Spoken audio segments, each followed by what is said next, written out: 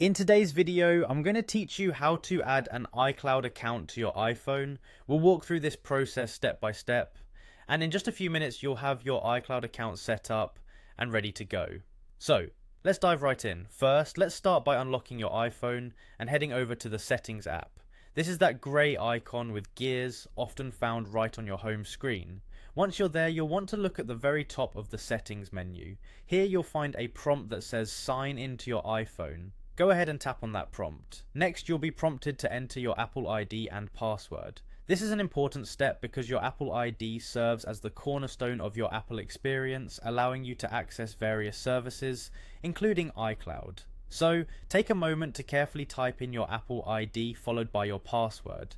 If you don't yet have an Apple ID or have forgotten it, you'll have options to create a new one or reset your password right on this screen. After entering your credentials, you might be prompted to complete a two-step verification process. This is an added layer of security designed to protect your Apple ID and all the information associated with it. If prompted, follow the on-screen instructions, which might involve receiving a verification code on another trusted device or via text message. Make sure to enter the code correctly to verify your account. Once you've successfully signed in, you'll notice that iCloud is automatically enabled. iCloud is a fantastic tool that helps you keep your photos, files, and other data backed up and in sync across all your Apple devices. It's like having a digital organizer that works seamlessly in the background. Now, if you want to check on your iCloud settings or manage them, you're going to want to head back into the Settings app.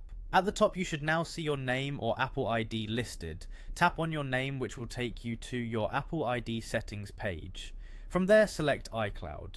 This section gives you a detailed overview of what's being synced via iCloud, and you can make adjustments as needed. Perhaps you want to toggle backup options or manage storage. This is where you can do it, and there you have it.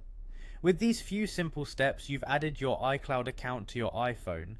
This setup ensures that your data is safely backed up and accessible whenever you need it.